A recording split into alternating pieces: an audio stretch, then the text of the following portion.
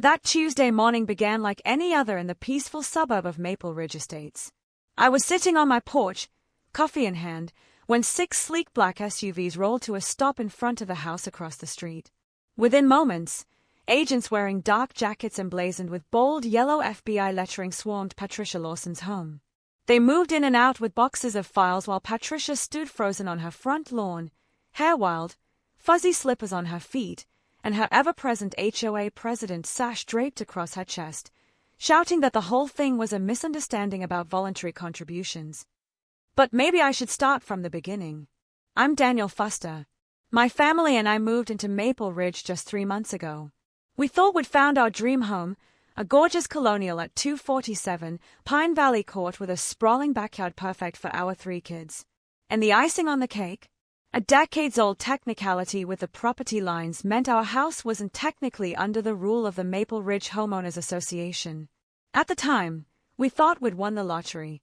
Patricia Lawson, however, didn't share that enthusiasm. The day after we moved in, she marched up our driveway, clipboard in hand and a tight smile that looked more rehearsed than genuine. Despite the sweltering 90-degree heat, she wore a sharp blazer with the title HOA President stitched in shimmering gold thread across the pocket. She introduced herself with the kind of confidence that made it sound less like an introduction and more like a decree. Then she explained, very matter-of-factly, that while we weren't required to join the HOA, it would be in our best interest to pay the $95 monthly dues.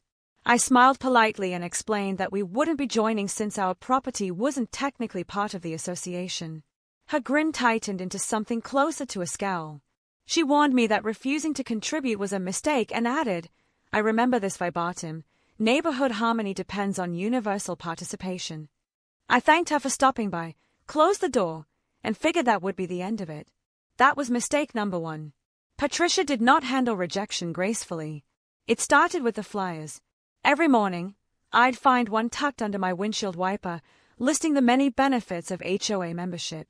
Each new flyer became more aggressive, with headlines like Unity through compliance and the dangers of nonconformity. Then came the notes in our mailbox, passive-aggressive little reminders about maintaining community standards. Soon, I noticed her loitering at the edge of our property line, tape measure in hand. She'd document the length of our grass, the placement of our trash cans, even the spacing between the rose bushes by our porch. One morning, I actually caught her crouched over my flower bed, carefully measuring the distance between each rose. When I asked what she thought she was doing, she looked me dead in the eye and said, completely serious, proper row spacing is critical for preserving property values. She even carried a 3-ring binder full of plant placement guidelines that, from what I could tell, she'd written herself. At first, my wife, Sarah, found the whole situation amusing. She'd wave at Patricia from the kitchen window while the woman scribbled furiously in her little notebook. But the humor faded the day Patricia began photographing our kids while they played in the yard. She uploaded those pictures to the neighborhood Facebook group with captions about unsupervised children lowering the community's reputation. The posts escalated quickly. She began writing long, rambling essays about how non-HOA properties attract undesirable elements, complete with fake charts and fabricated statistics. One particularly wild graph claimed that any house located within 500 feet of a non-HOA home lost 30% of its value each year. I tried taking the diplomatic route. I invited her over for coffee and calmly explained that we respected her dedication to the neighborhood but needed her to stop crossing boundaries, both literally and figuratively. She smiled sweetly, sipped her coffee, complimented Sarah's banana bread, and promised to completely respect our wishes. 2 days later, a police cruiser rolled up in front of our house. The officer explained they'd received an anonymous complaint about our fence height possibly violating local code. After measuring and finding no issues, he sighed and mentioned it was the 3rd call they'd received that week, all from the same person. Deputy Richards, a weary-looking man with graying hair, quietly advised me to start keeping records of everything. She's persistent, he said with the tone of someone who'd had this conversation before. We've got a whole file on her complaints. That was when Sarah had enough. She's a forensic accountant. Sharp, meticulous, and very, very good at what she does. While I focused on documenting Patricia's harassment with photos and videos, Sarah dug into the HOA's finances. What she uncovered was eye-opening. Each of the 142 houses in Maple Ridge paid $95 a month. That was over $13,000 in dues coming in every month, more than $160,000 a year. Yet, aside from a few flower beds and an annual summer picnic that couldn't have cost more than a few $100s, there was no evidence of where the rest of that money was going. When Sarah submitted a formal request for financial statements, Patricia ignored it. And instead of addressing the request, she doubled down, hosting loud HOA meetings in her backyard with the speakers deliberately aimed at our house. Every meeting included a pointed lecture on the dangers of noncompliance, with repeated references to certain households refusing to support the greater good. So Sarah dug deeper. What she found was shocking. The Maple Ridge HOA had never filed for 501(c)(3) nonprofit status. It wasn't even registered with the state. Patricia was personally collecting more than $160,000 a year with zero oversight, no elections, and no financial transparency. Through public record searches and some creative sleuthing, Sarah uncovered Patricia's purchase history. It turned out Patricia had been living quite the life on the neighborhood's dime. There were records of a brand new hot tub, multiple trips to Cabo San Lucas, and, oddly enough, a growing collection of ceramic unicorns she claimed were aesthetic investments to beautify the community. Then there was the $40,000 kitchen renovation she conveniently labeled as HOA headquarters upgrades. Sarah, meticulous as ever, compiled all of this into a detailed, evidence-packed report. She matched each suspicious expense against the official HOA meeting minutes Patricia had filed with the county. That's when the inconsistencies exploded. Most of the meetings Patricia claimed had full attendance and unanimous votes never happened at all. When Sarah started talking to neighbors, dozens confirmed they hadn't attended a single one of these so-called quarterly sessions. We sent the completed report to the IRS, the state attorney general, and, just to be safe, the FBI's white-collar crimes division. And then we waited. While the authorities worked, Patricia doubled down on her personal wall. She filed a police complaint accusing us of running an unlicensed daycare simply because kids from the neighborhood liked playing in our yard. She called animal control on our golden retriever, a perfectly licensed, very gentle dog, claiming he was a threat to public safety. She even tried to get the health department involved, alleging we were hoarding garbage. Her stories grew wilder with every call. She claimed we were running a commercial photography business just because I'd taken family portraits in the backyard. When we threw a birthday party for our 8-year-old, she reported it as a suspicious gathering. She even called the fire marshal to report imaginary code violations with our barbecue grill. Every time, the city inspectors and officers found nothing wrong. More than one official quietly told me they were getting tired of her false alarms. The police began documenting her bogus complaints, and Deputy Richards informed me they were considering charges for abusing emergency services. But then Patricia overplayed her hand.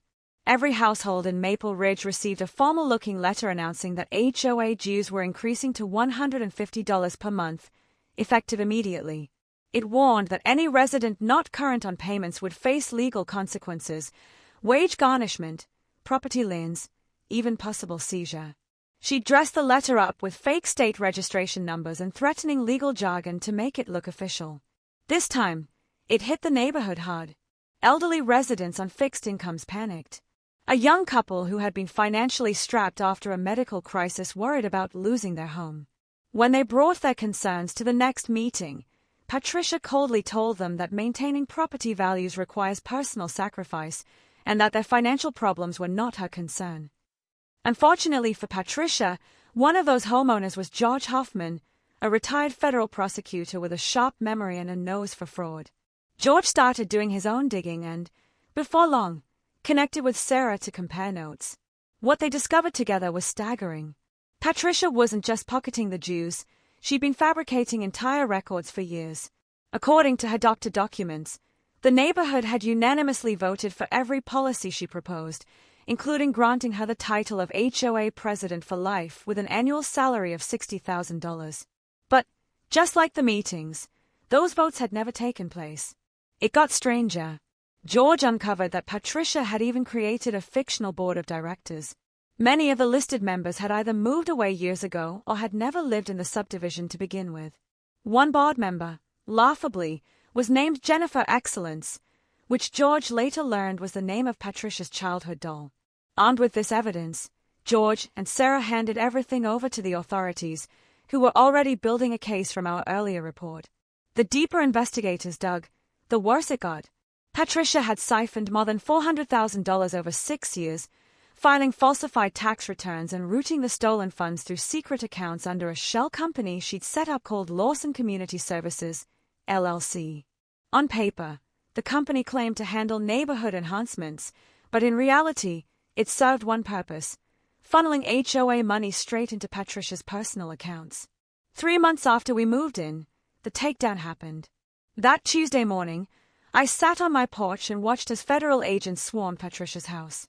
They worked methodically, hauling out computers, filing cabinets, and boxes stuffed with falsified financial documents.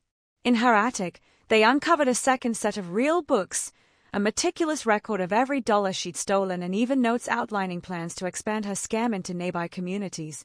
When the agents finally let Patricia out in handcuffs, she was still yelling. She screamed that it was all a mistake, that her dedication to Maple Ridge entitled her to that money. She even turned toward me and shouted that I had destroyed the harmony of the neighborhood by refusing to pay my fair share. According to her, property values would collapse without her leadership. The investigation revealed the full scope of her crimes.